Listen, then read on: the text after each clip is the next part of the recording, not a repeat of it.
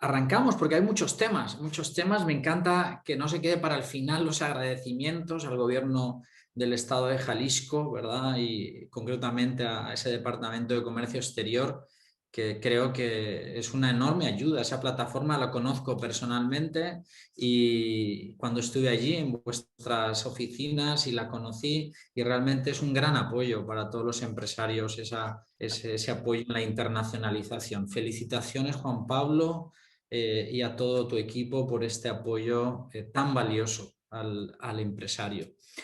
Bueno, realmente es un tema apasionante el que vamos a ver y realmente en muy poquito tiempo, o sea que ya adelanto que se quedarán cosas por fuera, pero bueno, ahí tenéis mis contactos por si hay algo que no abordo y era parte de vuestras expectativas del día de hoy, pues ahí me podéis contactar y mandar las preguntas o comentarios y con mucho gusto los responderé.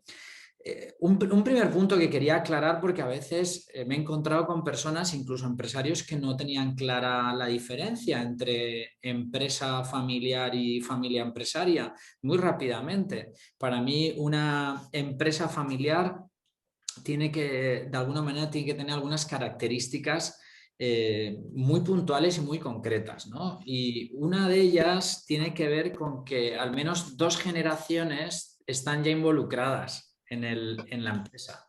Al menos dos generaciones. A veces me he encontrado que llaman empresa familiar pues a un negocio de un matrimonio, ¿no? Pues ahí todavía no es empresa familiar, aunque exista la voluntad de serlo, ¿eh? Aunque exista la voluntad de serlo, ¿no? Por ejemplo, dos hermanos o un matrimonio que decide emprender un negocio con la intención de que lo hereden los hijos, está la intencionalidad de que sea empresa familiar, pero todavía no lo es. Realmente se habla de empresa familiar cuando hay dos generaciones, cuando ha habido un proceso de sucesión, ¿verdad? Entonces, ahí ya se puede decir que es una empresa familiar. Esa es una característica fundamental. Y otra característica que considero que también es muy importante tener en cuenta cuando de alguna manera la familia o algunos miembros de la familia tienen una influencia directa, ¿no? en la empresa, ya sean sus políticas, ya sean sus intereses, en sus estrategias o en la determinación de sus objetivos, ¿no? A veces puede ser a nivel estratégico, ¿no? Que trazan los objetivos de la empresa, no están en la operación, pero bueno, es la familia quien traza los objetivos. Es válido considerar la empresa familiar, ¿no? Aunque no estés en el día a día de la operación. Pero hay un influjo muy importante, entonces claramente se puede considerar que es empresa familiar. Y luego también algunos autores, no hay total consenso, pero hay algunos autores que dicen que un requisito para llamarse empresario familiar o empresaria familiar es la voluntad de trascendencia, que realmente hereden eso tus hijos. Hay algunos, y lo digo porque tuve la fortuna de participar en una investigación en 5 países de la Unión Europea sobre innovación en empresas familiares, y había algunos empresarios que no lo habían decidido todavía. Dice, realmente no sé si lo van a heredar mis hijos, si viene una buena oferta de compra, vendo. No tenían la voluntad firme de que lo hereden sus hijos. Dependía de una serie de variables, pero no lo habían decidido todavía.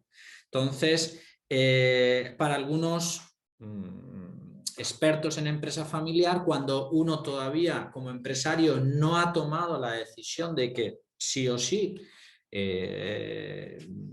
haya una sucesión dentro de la familia, pues todavía no es empresa familiar.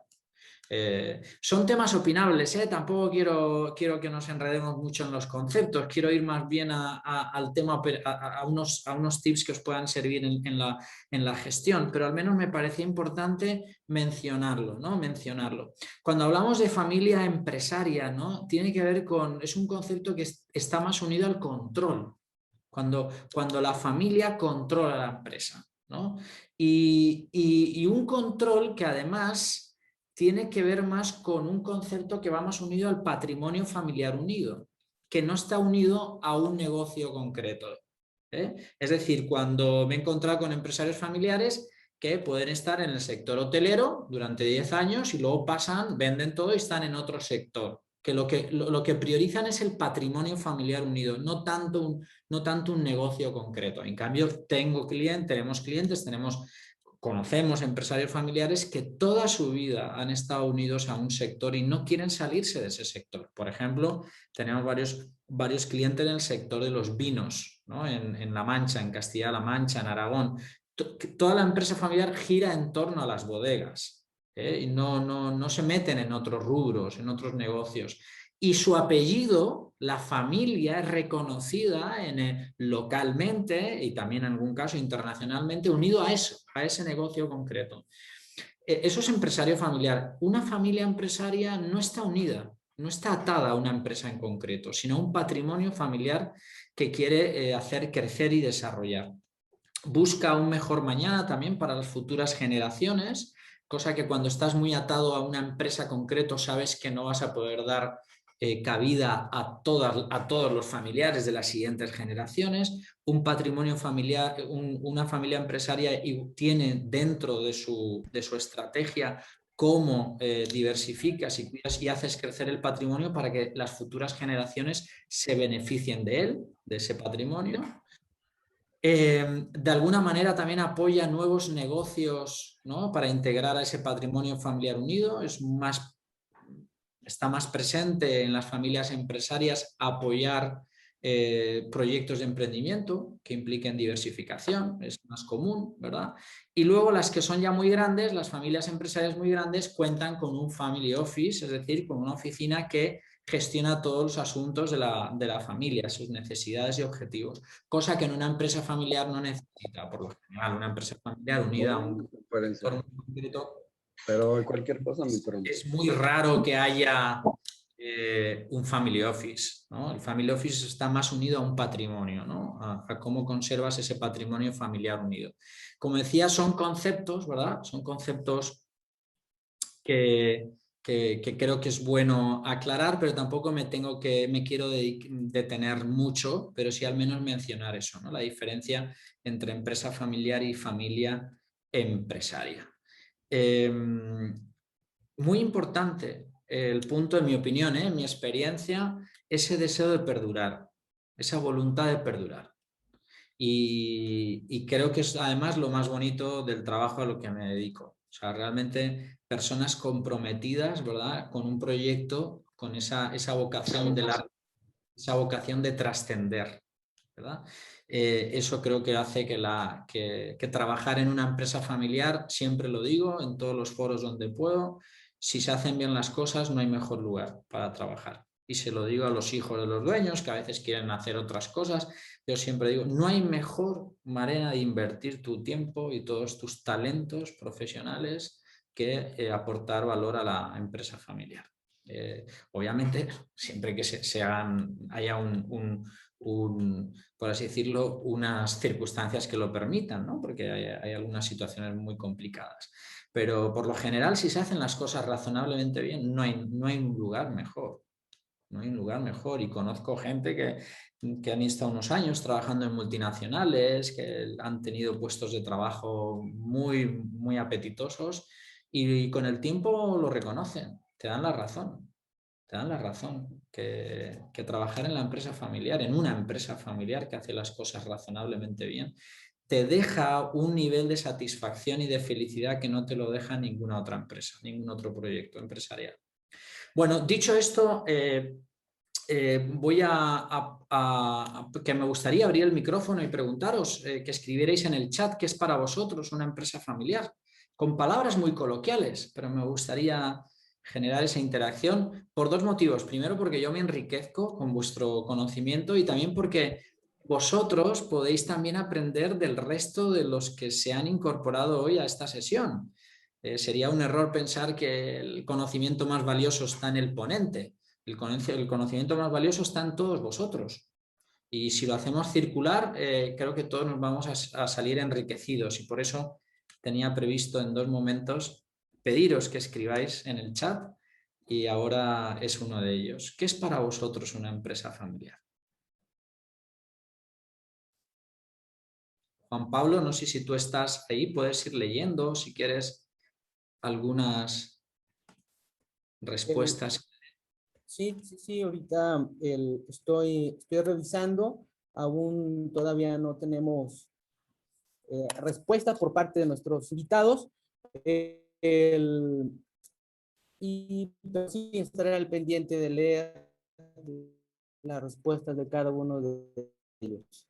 Perfecto, perfecto, perfecto. Yo os quiero compartir hoy tres... Sí, nos comenta incluso.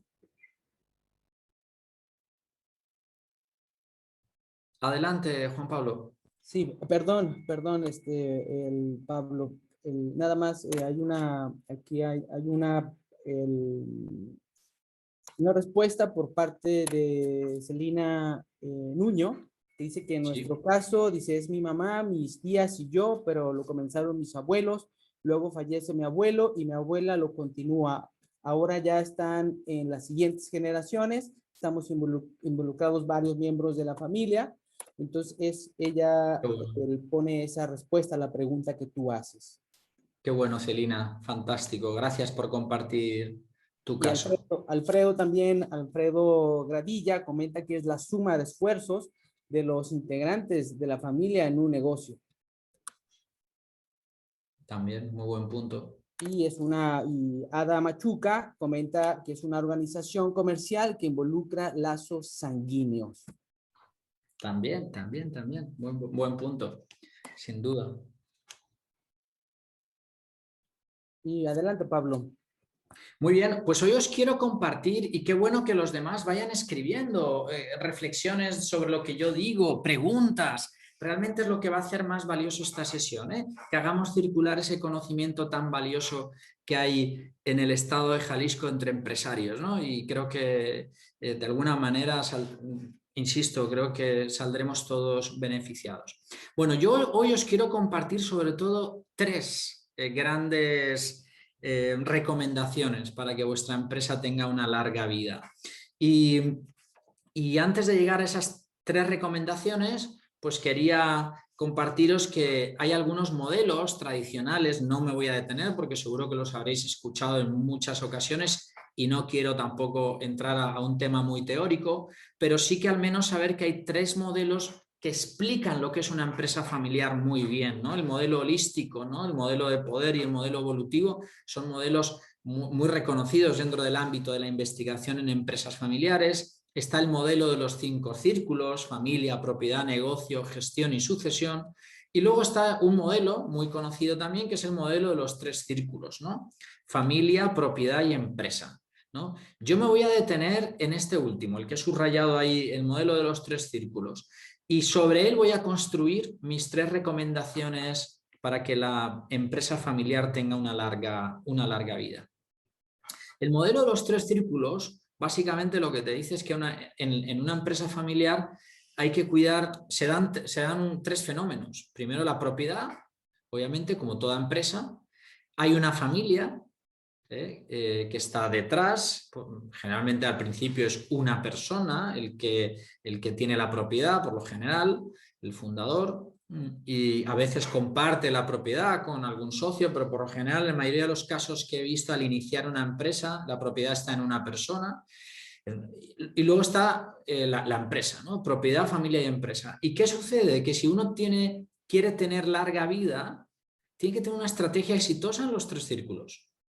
Muchas veces cuando las empresas no llegan a tercera generación, que como sabéis son la mayoría no llegan a tercera generación, la mortalidad de las empresas familiares es muy alta, siempre sucede lo mismo. Cuando hemos hecho investigaciones relacionadas con empresa familiar, siempre sucede lo mismo. Hubo un problema de organización de la propiedad, o hubo un problema de competitividad de la empresa, sobre el que me quiero detener hoy, es uno de los temas que vamos a trabajar, o hubo conflictos familiares irresolubles. Entonces, en cualquiera de los 3 círculos puede ser la causa de mortalidad de la empresa. Entonces, si queremos sentar las bases de una larga vida, creo que es muy importante tener una estrategia exitosa en las 3. ¿Qué sucede a veces? Que retrasamos, nos pasa a todos, procrastinamos lo que no vemos que es urgente e importante. Es una tendencia humana, que está en casi todos. Todo lo que no forma parte de nuestro máximo interés, por lo tanto, muchas veces lo retrasamos, ¿no? También es una manera que tiene el cerebro de no gastar excesivas energías. O sea, también tiene su lado bueno. También tiene su lado bueno. El tema es cuando se nos escapan cosas importantes por falta de interés. Entonces, este es el punto. Entonces, no pasa nada porque, oye, lo que no te interesa, pues, oye, porque no le des mayor uso de recursos, es una cosa razonable y el cerebro nos sale en ayuda muchas veces, ayudándonos a captar lo que no es de nuestro interés.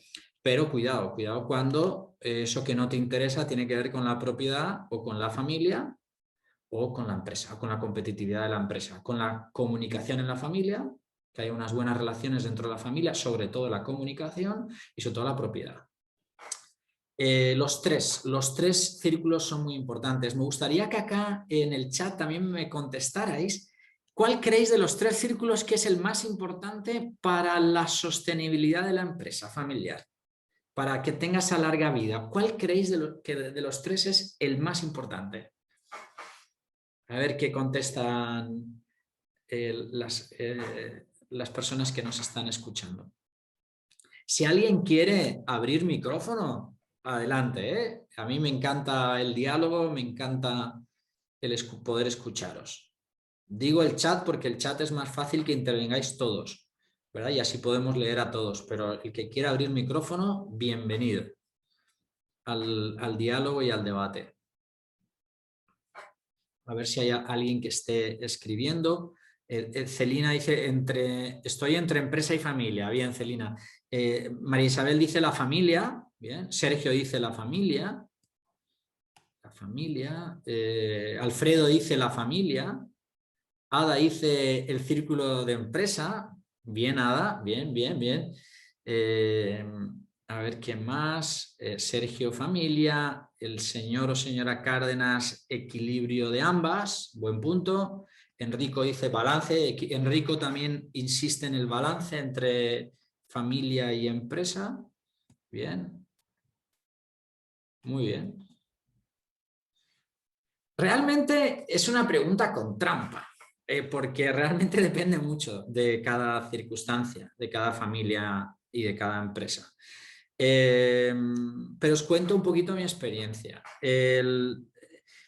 Por lo general, hay un tema, por lo general, el círculo que más genera riesgos a la sostenibilidad de la empresa suele estar en la familia. Cuando cuando hay división en la familia. Cuando hay división en la familia, eso depende de la legislación de cada país, pero eso acaba siendo casi imposible que el patrimonio esté unido y por lo tanto que se puedan tomar decisiones estratégicas, ¿no? Entonces, en un entorno de conflicto, pues se van retrasando decisiones estratégicas, se va dividiendo muchas veces la propiedad y eso acaba debilitando la empresa, ¿no? La mayoría de las situaciones más complicadas son conflictos familiares. Pero quiero hacer mención de algo, y es que cuando la empresa es fuerte, muchos problemas familiares desaparecen, muchos. Cuando la empresa es exitosa, hay que haberlo hecho muy mal, hay que haberlo hecho muy mal en la educación de los hijos o haber tenido muy mala suerte. Hay que hacerlo, realmente es una situación, cuando tú tienes muy buenas prácticas en la empresa y la empresa es fuerte y sólida y da cabida y puede responder a las necesidades de todos los familiares, muchos conflictos desaparecen, muchos. No digo que sea la situación ideal, pero muchas cosas desaparecen. Y eso lo digo porque creo que hay que tener siempre, creo, un empresario como foco que la empresa tiene que ser sana. La empresa tiene que estar bien, ¿no? Y no puede ser a costa de la salud de la empresa, no puede estar a costa de la unidad de la familia, ¿no? Eso que es una falsa unidad, porque la unidad que se genera basada en malas prácticas empresariales es una unidad muy a corto plazo. muy a corto plazo. Entonces, insisto, hay un tema, por ejemplo, muy claro en empresa familiar. Cuando la empresa familiar crece en un tamaño mayor a como crece la familia, por ejemplo, que sería un buen síntoma de salud y de solidez, por ejemplo, el conflicto que surge a veces de que algunos familiares no tienen cabida en la empresa familiar, desaparece cuando la empresa crece a un nivel más grande que como va creciendo de manera natural la familia. Entonces son detalles, yo insisto, me parece muy importante. Creo en la familia, soy hijo de una familia numerosa de 6 hermanos, gracias a Dios nos llevamos todos muy bien, sé la importancia de que la familia esté unida y afortunadamente mis padres están muy unidos y un gran ejemplo de familia. Pero ojo, que me ha tocado en la consultoría ver que a veces hay mucha manipulación emocional y no se maneja bien y acaba afectando a la competitividad de la empresa. Eso es una bomba de tiempo. Eso es una bomba de tiempo. Entonces, que es un llamado a que, por eso lo ponía en rojo, a que, ojo, que la empresa, y por eso me voy a detener hoy, es una de las grandes recomendaciones que os doy hoy, el tema de darle la importancia que tiene, y más en los contextos tan volátiles, inciertos y competitivos en los que estamos, a que la empresa claramente tiene que estar muy sana y muy sólida. Y si alguno no quiere reinvertir en la empresa y prefiere comprarse una segunda casa, es un tema que habrá que manejarlo muy bien, habrá que hablarlo muy bien, habrá que explicarlo muy bien, pero que la sostenibilidad de la empresa es fundamental. Fundamental. Bueno, acá esta metáfora me encanta. No sé si os gusta la navegación. No sé si habéis tenido experiencia, supongo que sí, ¿verdad? Con esas grandes costas que hay y lindas y preciosas que hay en México. A mí una metáfora que me sirve mucho es el barco y saber que la propiedad quizá es lo más importante. No en cuanto al punto que os decía que afecta más a la sostenibilidad, que son los conflictos que os decía, ¿no? Familiares, o la falta de profesionalización en algunas malas prácticas empresariales. Pero el timón es el propietario, el timón es la alta gerencia. Y eso es muy importante cuidarlo, ¿eh? El timón no es... y eso en un barco lo sabemos. Los que manejan el timón, que son los dueños, son los que deciden hacia dónde se va el barco. Y eso creo que es muy importante cuidarlo. Todos estamos en el mismo barco, es decir, los que habéis contestado en el chat un equilibrio, realmente es un equilibrio, y los que habéis navegado sabéis que es fundamental, ¿verdad? Lograr ese equilibrio, jugando con el viento y jugando con otras variables. O sea que muy bien las respuestas que habéis dado, pero que no nos olvidemos nunca de quién es el dueño y que hay que remar en su dirección y que estamos todos para apoyar a la propiedad. A la propiedad. La propiedad. Bueno, este punto me parece muy importante, que a veces he visto que no, en algunos casos que no se le da a veces esa trascendencia a lo que significa ser dueño de algo y la responsabilidad y el poder que implica eso. Bueno, entonces, algunos tips que os quería dar antes de entrar a esas recomendaciones, ¿no? Los que habéis dicho equilibrio, habéis dado con la respuesta. Hay que evitar los desequilibrios haciendo énfasis o en la familia o en la empresa. Si hacemos un énfasis excesivo en la familia, ¿qué es lo que va a suceder? Voy a decir una lista de cosas que no ocurre toda la vez. Son algunas cosas que hemos visto en algunos casos, no es que se dé todo a la vez. Muchas de las cosas que estoy diciendo os pido que lo toméis con beneficio de inventario, que son algunas situaciones que hemos visto, no necesariamente es tu caso, o sea, que nadie se sienta en ningún momento atacado, ni mucho menos, es compartir experiencias. Entonces, como lo que hemos visto cuando se hace énfasis excesivo en la familia, es que muchas veces acaba erosionando la comunicación, una buena comunicación en la empresa. No se respetan los canales de comunicación empresariales. Me ha pasado, por ejemplo, recientemente, estamos ahora con una consultoría muy linda aquí en Sudamérica y precisamente la queja de un familiar decía es que tomamos decisiones en el comité y luego la familia las cambia. Entonces, cuidado, que hay unos órganos de gobierno, hay unos canales de comunicación que son los adecuados dentro de una organización y hay que cuidarlo, hay que cuidarlo. Hay que respetarlo, además, ese empoderamiento. También suele afectar a las relaciones empresariales, a la valoración, ¿no?, que podemos hacer del desempeño de algunas personas, creando algunas situaciones injustas. La toma de decisiones también, como os mencionaba en el caso, y creo que también algunas oportunidades estratégicas que la familia no ve, porque no está en la operación y no está muchas veces en ese contacto con el negocio. Entonces, cuidado también con no hacer un énfasis excesivo, ¿no?, en la familia, ¿no?, en el anillo de la familia. Cuando hacemos está la familia Lladró, supongo que conoceréis esta empresa española de porcelana tan famosa en todo el mundo. Sabréis, ha salido en medios de comunicación, no estoy diciendo nada confidencial, pues sabéis que ha pasado por situaciones muy complejas de conflictos, ¿no? Bueno, ¿qué sucede cuando haces un énfasis excesivo, ¿no?, en la empresa, ¿no?, sin haber garantizado esa unidad y ese compromiso en la familia? Pues muchas veces se erosionan comunicaciones familiares, gente que se deja de hablar, identificación muchas veces con la familia, lealtad familiar también se acaba viendo afectada, el tiempo, ¿no?, que dedicas a la familia, ¿verdad? Cuántas veces está ese reclamo, ¿no?, en algunos hijos de que su padre o su madre pues quizá no han estado todo lo presentes que deseaban, ¿no? Y eso, bueno, también acaba afectando a la familia, ¿no?, cuando estamos demasiado metidos en la empresa.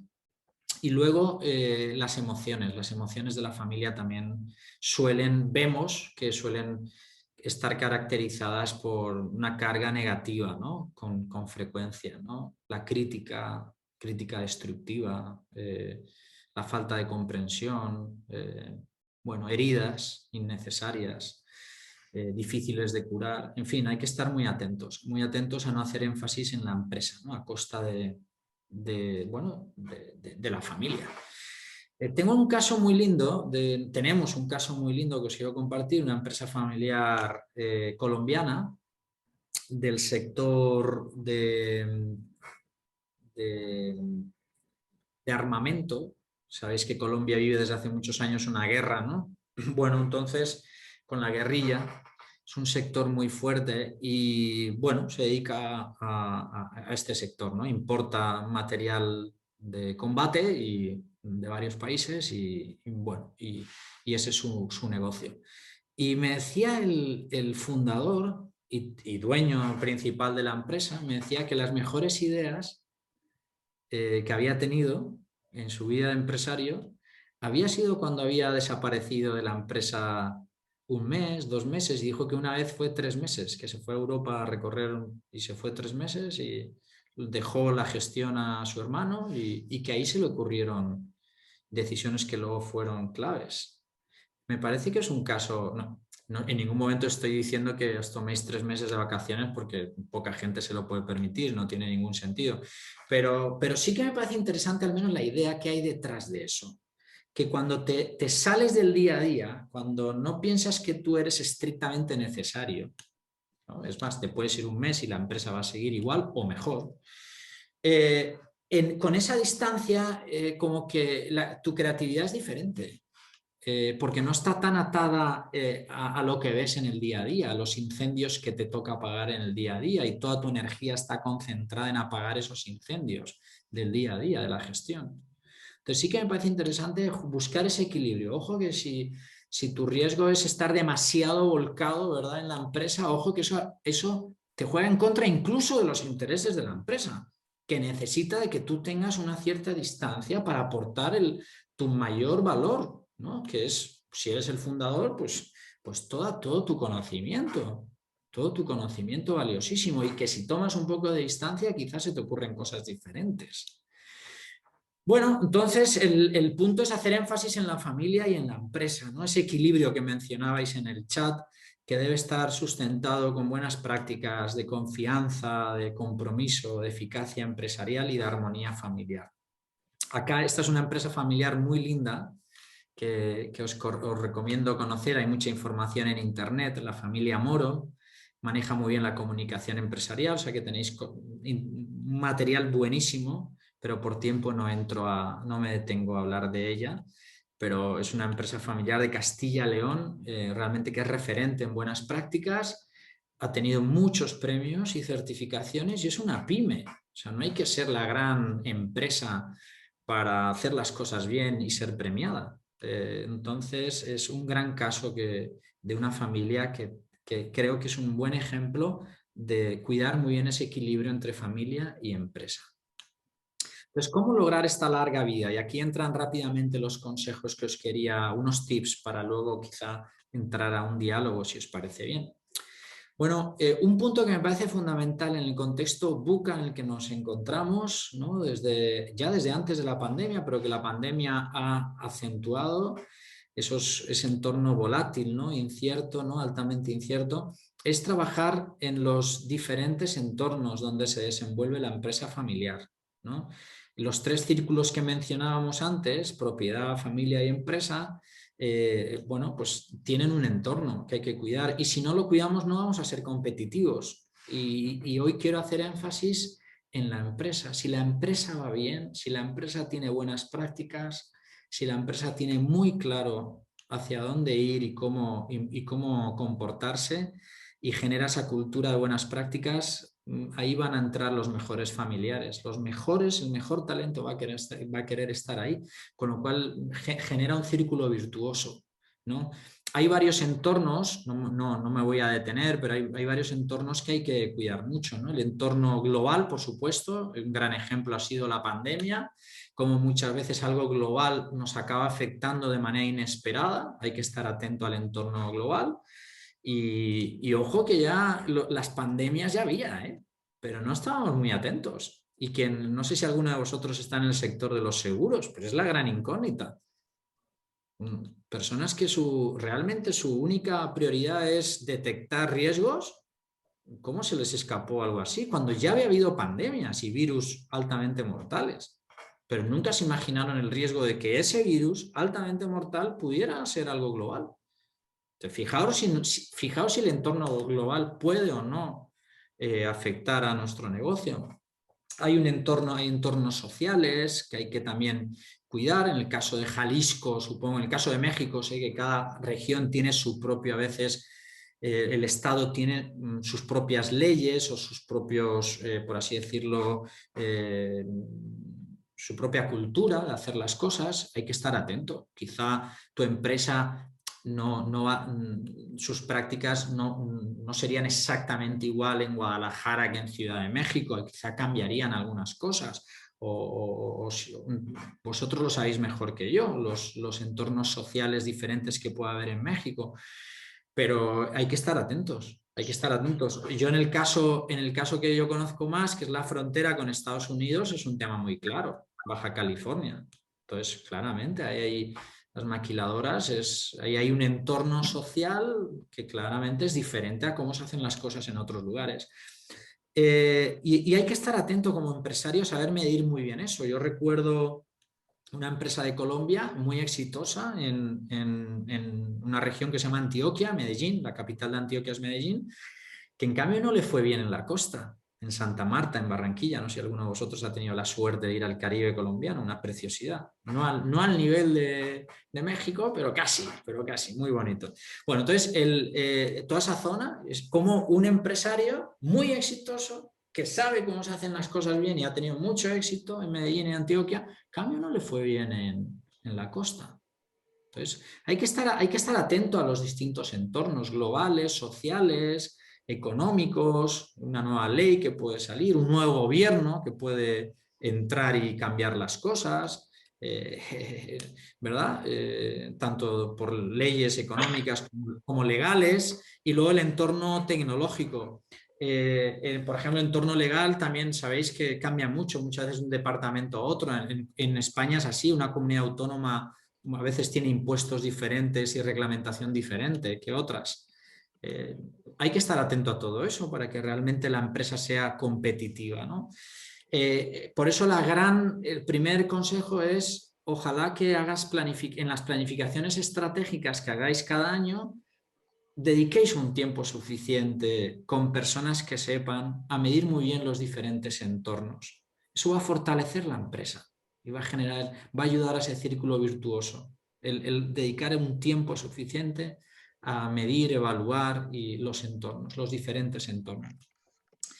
El segundo tip que os quería dar era, bueno, el crear una cultura de gobierno corporativo, ¿no? Una cultura de buenas prácticas corporativas. ¿Cómo se va el tiempo? Voy a acelerar. Fundamentalmente las reglas, tener reglas claras, reglas muy claras. Sé que una pequeña empresa no tiene por qué preocuparse por el gobierno corporativo, ¿verdad? Una mini pyme o muchas pequeñas empresas, pero si tu empresa no está en un tamaño y sobre todo en un tiempo, en un tiempo cronológico de la empresa, en una madurez que implique ya un gobierno corporativo, igual te recomiendo que si estás arrancando la empresa, es una mini pyme, que igual hagas el ejercicio de tu código de buenas prácticas. Que a veces algunas empresas lo han unido al código de ética, pero no necesariamente, con unas reglas muy claras. Toda empresa familiar que quiera desenvolverse con éxito, ¿no?, en estos entornos que hemos mencionado antes, requiere de un gobierno corporativo o al menos de una cultura de reglas claras, ¿no? Y eso es muy importante. En la empresa familiar, uno de las herramientas que ayudan a las empresas familiares a tener esa cultura de reglas claras es la elaboración de protocolos de familia. Aquí tenéis algunos libros que os recomiendo, por supuesto el de mi padre, ¿verdad?, que lo tenéis ahí en Amazon, pero el de la derecha ahí me encanta. Si no lo conocéis, si no lo tenéis, para mí uno de mis grandes, de mi padre y mío, grandes maestros de la empresa familiar es Miguel Ángel Gallo. Gallo es un referente a nivel mundial y tiene un libro que es imperdible, ¿no? El protocolo familiar y sus consecuencias, sus beneficios, sus resultados, cómo impacta en el éxito del negocio. Contar con un protocolo con reglas claras que regulan la relación entre la familia y la empresa. Eso es fundamental, eso realmente hace la diferencia, esa cultura de buenas prácticas. Si ya tu empresa tiene un tamaño y una madurez, da el salto al gobierno corporativo, a tener órganos de gobierno bien establecidos, con personas independientes que te van a ayudar a ver la estrategia con otros ángulos, ¿no? Y sin intereses particulares, sino con una independencia de juicio muy alta, ¿no? Bueno, hay mucho material. Simplemente deciros que vale la pena, ya sea un protocolo familiar, una constitución familiar, ya sea un código de buen gobierno, que tengáis, que sentáis, al menos sentar las bases de ese gobierno corporativo futuro o una cultura de buenas prácticas corporativas. El gran reto del gobierno corporativo, sabéis que es impulsar el crecimiento y la rentabilidad de la empresa. Eso es el gran reto del gobierno corporativo. Es como los dos motores, ¿no?, las dos alas con sus motores de un avión, ¿no? Ir de la mano, crecimiento y rentabilidad. Si creces mucho a costa de la rentabilidad, el avión se cae, ¿no? O al menos entra en un desequilibrio muy riesgoso, y viceversa. Y viceversa, ¿no? Entonces hay que ir de la mano, ¿no? Bueno, en el fondo no me detengo por tiempo, pero el gobierno corporativo nos obliga a tener esa visión estratégica, a tener muy claras las opciones estratégicas posibles, con ese resultado final de ayudar a que la empresa familiar sea más competitiva, mucho más competitiva, ¿no? Hay algunos factores de competitividad que podéis preguntaros cuál de ellos quizás es vuestro reto de aquí a final de año, quizá que os planteéis quizá algún objetivo, quizá a veces uno no puede a veces trabajarlos todos, ¿no? Pero bueno, puede haber un tema de rentabilidad a largo plazo, puede haber quizá tu reto en tu empresa es un tema de sucesión en el liderazgo o de un nuevo estilo de liderazgo, o puede ser un reto tecnológico, o puede ser un reto, no sé, de diferenciación o quizá de internacionalización, y aquí tenéis todo el apoyo del gobierno de Jalisco y esa herramienta tan poderosa para quizá dar el salto, ¿no?, a otros mercados. Desconozco tu contexto concreto, pero sí al menos que hay unos factores muy claros que afectan a la competitividad, y al menos mencionar que un gobierno corporativo, un órgano de gobierno que esté preocupado y con esa misión de trazar la estrategia, va a saber concretar todos estos factores de competitividad. Bueno, esto es más sobre lo mismo, no me quiero detener acá. Me gustaría ahora bueno, puede ser interesante que en el chat me digáis cuál de estos 3 retos creéis que puede ser vuestro punto de mayor impacto futuro, ¿no?, en vuestra empresa. ¿Creéis que vuestra empresa necesita innovar o necesita investigación para ensanchar ese conocimiento, o necesita más buscar aplicaciones, ¿no?, del conocimiento a la realidad? ¿Dónde creéis que puede estar vuestro reto? ¿En la innovación, en la investigación o en el desarrollo de nuevos productos, servicios o procesos?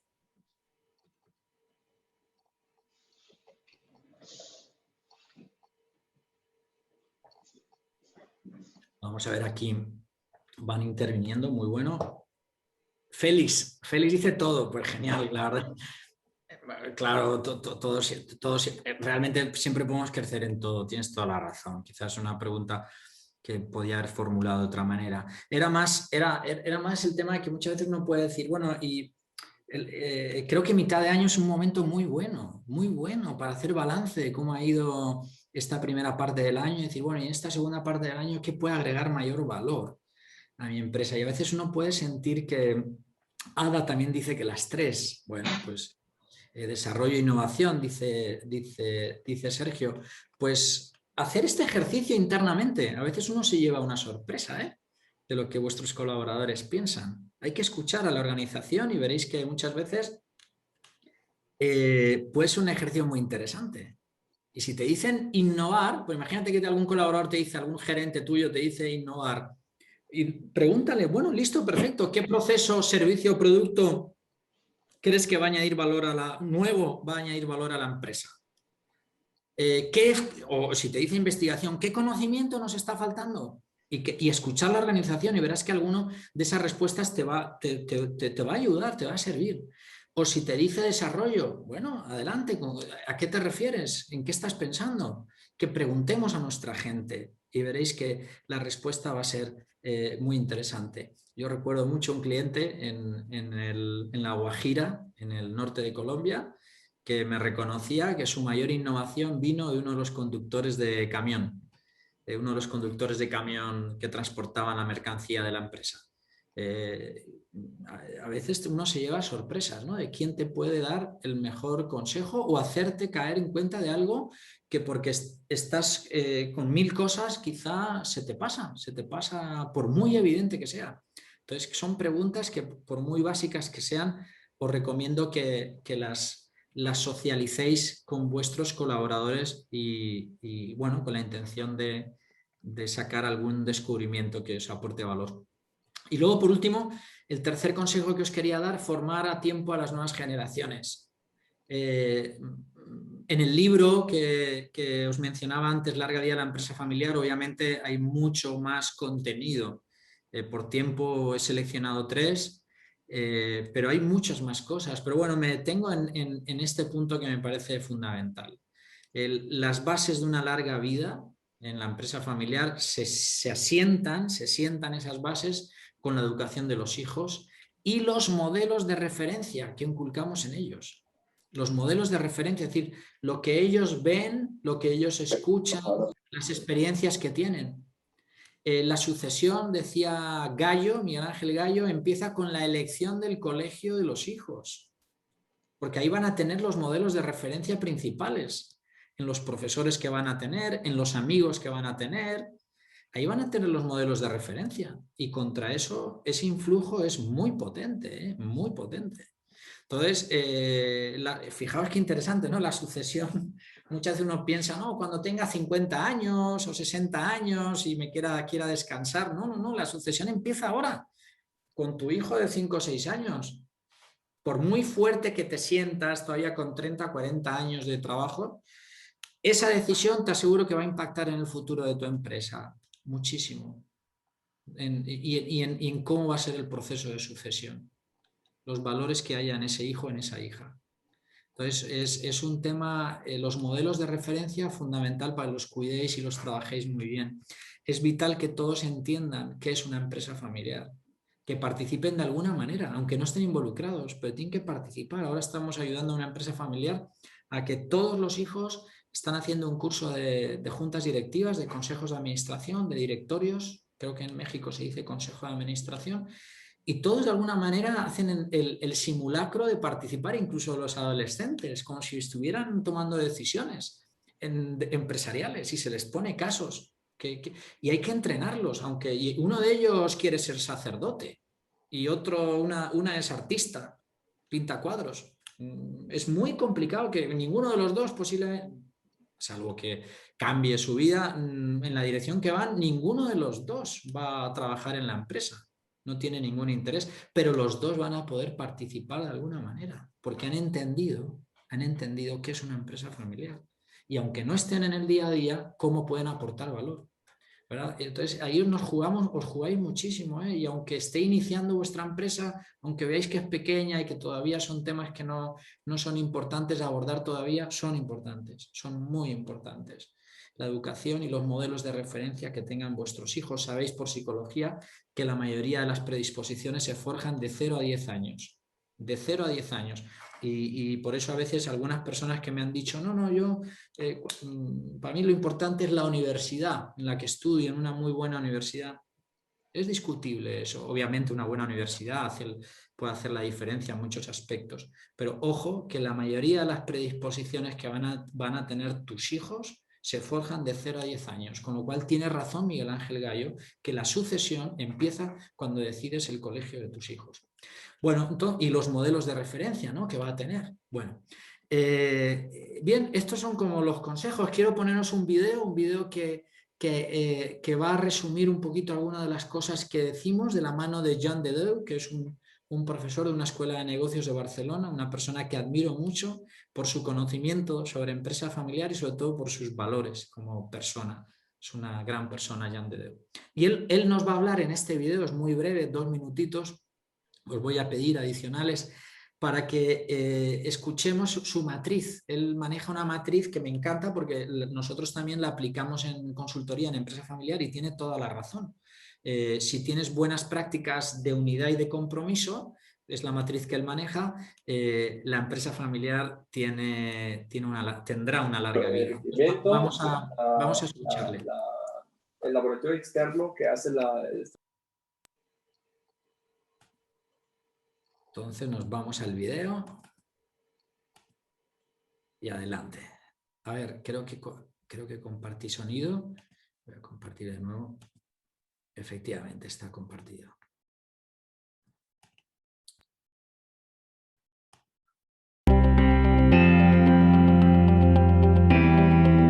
Si vamos al inicio, en la definición, empresa familiar. En este caso, empresa familiar quiere decir que debajo de una empresa o que sustenta una empresa es una familia, ¿no? Evidentemente, cuando digo sustentar, es lo que es, sustenta a la empresa. Pero fíjate también el nombre de empresa. No toda familia que tiene un negocio junto es una empresa familiar. Si yo me fijaría en los dos aspectos. Ha de ser una empresa, los que llevan la empresa han de ser empresarios, que es una tipología especial de directivo o de persona que se dedica a los negocios, y después ha de entenderse que se sustenta en una familia. Si la familia no está unida, evidentemente toda la gran ventaja que representa el que esté sustentada en un núcleo familiar fuerte se pierde. Al contrario, lo que en un sentido puede ser beneficioso, que es el sustento de una familia, si la familia no está unida y es un mal sustento, es su gran defecto o su gran problema, ¿no? Esta es una matriz que ponemos en la que en un lado está el compromiso con la empresa y en otro la unidad familiar. Claro, la familia empresaria ideal, ¿cuál es? La familia que permanece unida y que los familiares tienen un compromiso con la empresa. Si es una familia muy unida pero no hay compromiso con la empresa, es un negocio, no es más. Si resulta que hay un gran compromiso con la empresa pero la familia no está unida, acabamos mal, ¿no? Y si no hay compromiso con la empresa ni hay unidad familiar, acabamos en un abogado. El problema ya no es ni empresa ni familia, ¿no? Es una matriz que ponemos para intentar explicarle a la gente que al hablar de empresa familiar estamos hablando sobre todo de dos características, ¿no?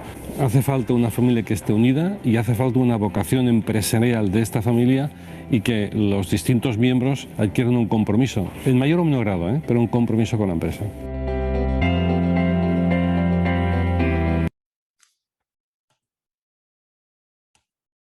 Entonces aquí John Dedeu creo que explica muy bien, ¿no?, la importancia de tanto de la unidad como el compromiso.